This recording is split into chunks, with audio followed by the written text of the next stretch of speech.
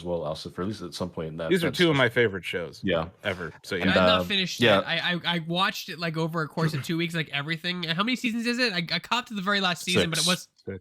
Yeah, I watched up to season 5 and I stopped because season 6 wasn't out yet.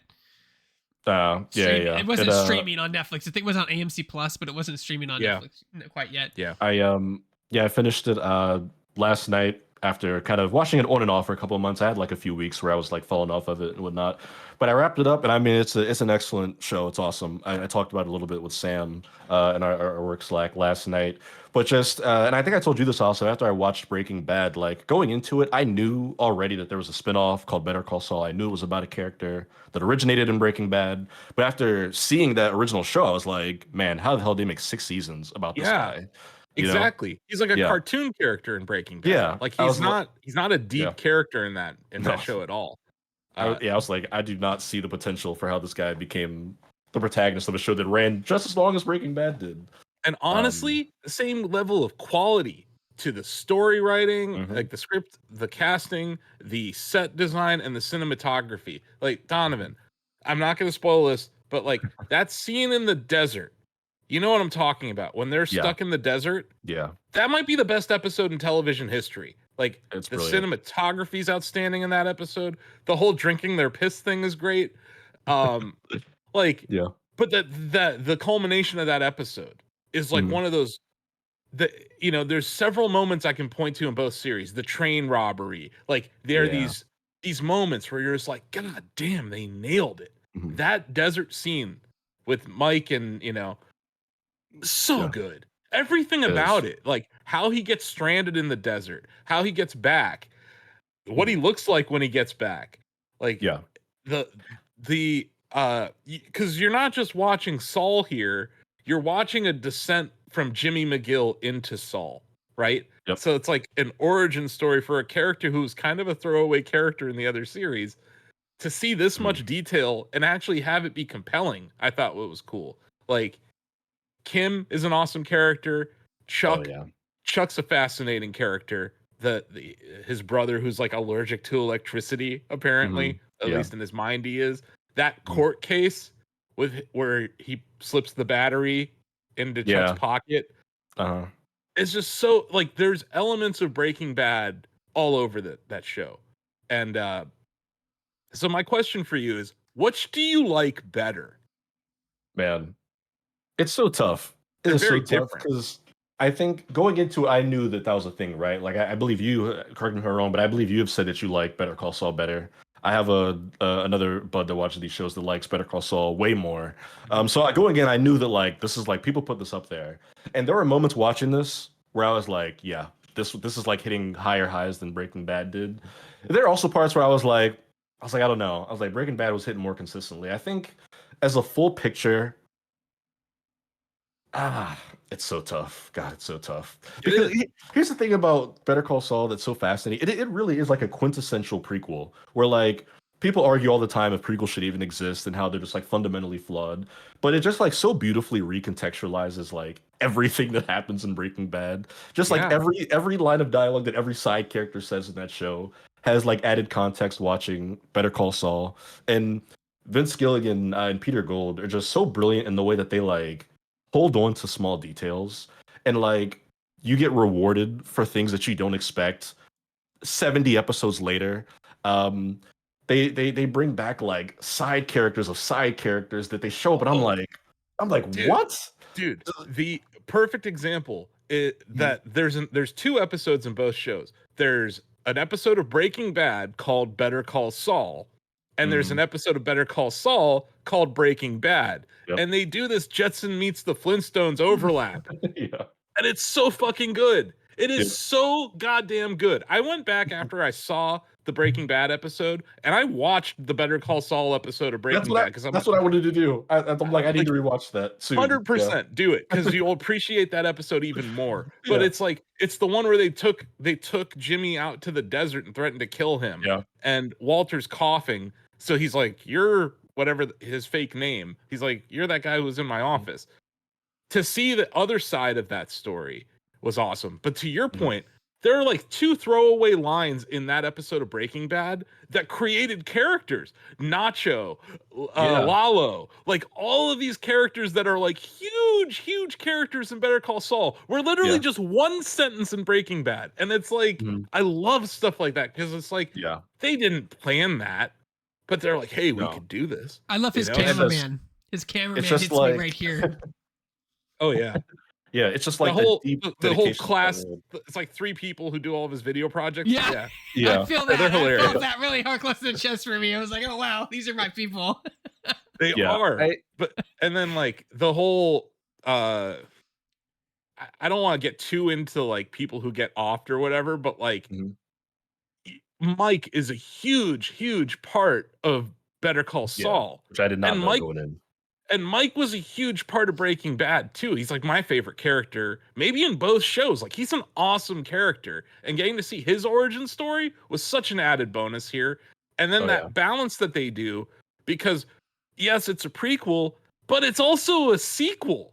Yes, that was what I loved, is because obviously as the first like 4 or 5 seasons, the opening episode always gives you like a little piece of the future, and I love the trope flip where the future stuff is in black and white and then all the old stuff is in color. I thought was a little clever twist on that. Yeah. But yeah, for a long time watching like the first 3 seasons, my like working theory in my brain was that the last season would all be the black and white flash forwards, which doesn't entirely become the case, but you do get a couple full episodes in that. Oh, for sure.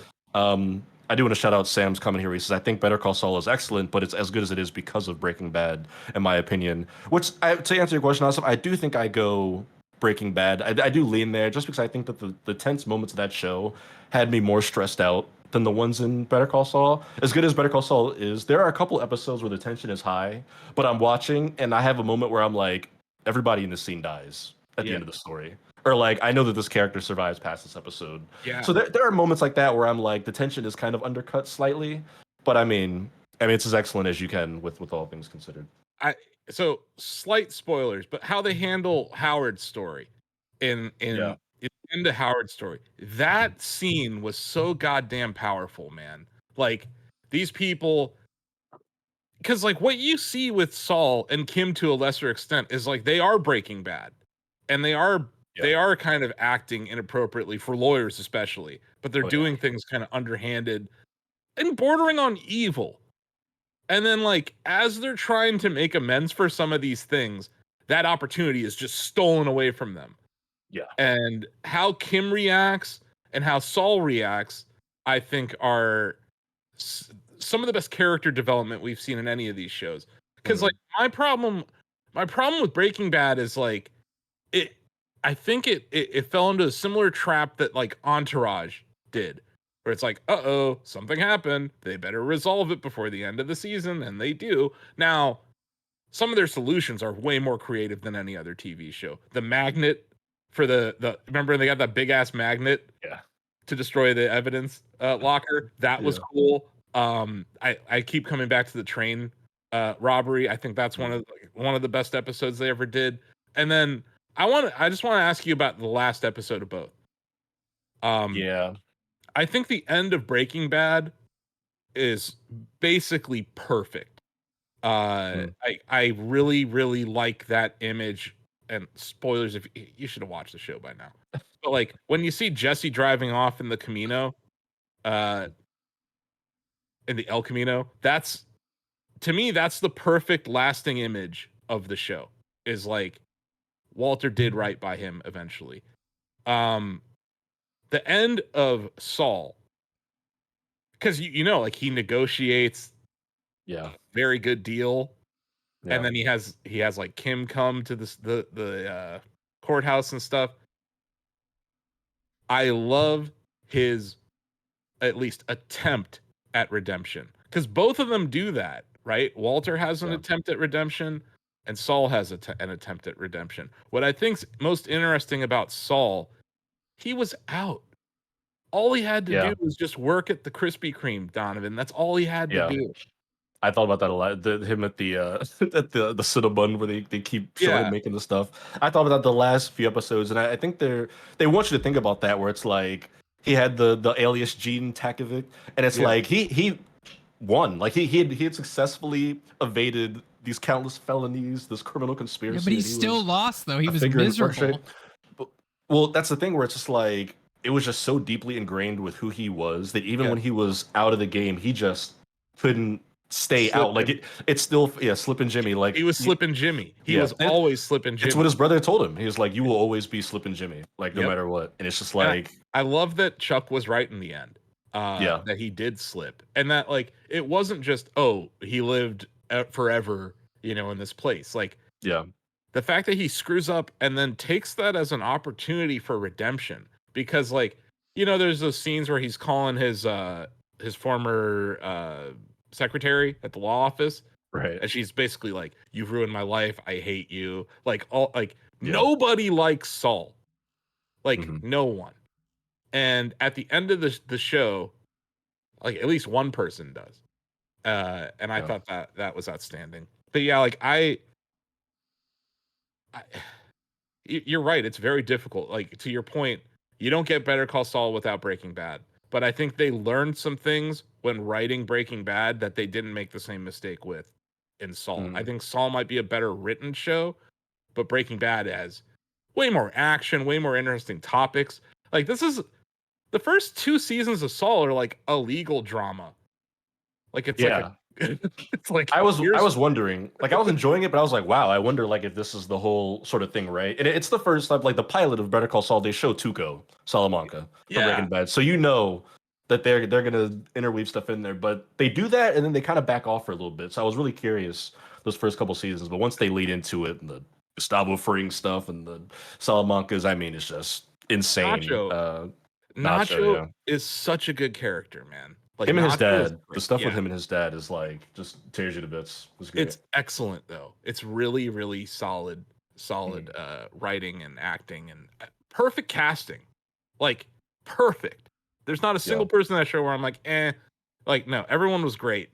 Uh and yeah, Chuck was hilarious. Like he's just funny. Like he wasn't even trying to be funny, but some of those storylines with Chuck are just funny. Like Yeah. when they changed the address on him and stuff, and like Mhm. like he was right. Like he was I right, and it's he couldn't prove it. I just love like writers who are able to craft just like brilliant, just hard hitting dialogue. And I just think the way that Saul Goodman is written, where like every time that dude opens his mouth, like he's a weapon. Like there's so many points in the story where like other characters have him like dead to rights in a lie or a crime or something, and they just let him talk his way out of it. And I mean, there's so many cases where they have him pinned, and he's like, "Can I just say one thing?" And then Yeah. they're like, "Sure, whatever." And then as me, my team, I'm like, "Uh oh, here we go." And then he'll just weave this just intricate web of lies and deceit and just weasel his way out of every conversation Mhm. into and out of it. I'm like, one, just writing that is insane. I don't even know how as a storyteller you come up with a lot of the stuff that character does and says. But it's like you love to hate him, you know? Like every time it seems like, oh, like his bullshit is finally caught up to him throughout that show. You're just like, how is he gonna weave his way out of this one? And he always does up until the end of the show. And he gets got by like this old lady. Yeah. Like With the out of life everyone, alert. yeah, the lady with the life alert is who busts him after like all these things. Like I don't know, Yeah. I love it. I think X it's masterful. X-Men said he's a rogue with con artist subclass. Yeah, for sure. Yeah. I do love that scene where she's like, I googled Albuquerque con man and your ads came up. Which I thought was great. Um, yeah, Yeah. No, happy that you're done with it. Glad you liked it. Did you watch El Camino? I did. I went Breaking Bad, El Camino, and then Better Call Saul. I just went with release order because I know. What I did mean, Better you Call Saul was still airing when Camino came out, but what yeah. did you think of El Camino? It's fine. It's definitely like just exists to be like a fun little victory lap for like the diehard Breaking Bad fans that just wanted to see all the characters again. I think it's harmless, you know. It has its moments, but it's definitely like a I was you know. fine with Jesse's story ending in the El Camino just driving away. Like that was Yeah, I was fine with that. yeah, But I also yeah, love Robert Forrester and everything he did. So seeing him one more time was yeah, nice. yeah. Uh, he is Him a great being character. Talk about a great character. he's great. I love that they bring him back very briefly Hmm. as well. And I think that's the last thing he ever did before he passed away too. oh wow, yeah. I Uh, know a couple actors have passed, and I believe the actor that plays Hector Salamanca also is his has passed. There's another one, man. We Mhm. find out why he's in a wheelchair. Dude, The that bell. I know it's a very like infamous thing now that Better Call Saul never won an Emmy for anything, no performances, no episodes or anything. But how Giancarlo Esposito didn't win all the awards for that monologue where he's sitting in the hospital bed talking to Hector and he's talking about I forget the creature that he like said was eating his fruit and he like caught it, but instead of killing it, he like kept it in captivity and like tortured it and Yeah. like starved it to death. And he's just like, I believe that you will wake up. Hector, he's like, I will be here when you wake up. And just like the context of their relationship in Breaking Bad and how that eventually ends, where Yeah. it's just like obviously you don't feel bad for Hector because he's killed people, he's a horrible person. He's a But bad person. it's just like watching how much hatred drives these people to do the most like heinous things to each other. I'm And like, like God, the downward spiral that Nacho gets himself into with that yeah, is just excellent storytelling. So it's like yeah, you have this brand new character that like you didn't really know existed, but man, he fit mhm, perfectly. That story fit perfectly into it. And like, yeah, it wraps Tuco into it. It has the Salamancas in it. That scene where Nacho meets his ultimate fate is excellent. yeah, Just those are the moments though, Donovan, in the desert that really resemble Breaking Bad to me. Like that was mhm, it felt like a yeah. Breaking Bad episode. I would agree. Uh, but yeah, Yeah. excellent show. I'm glad you liked it.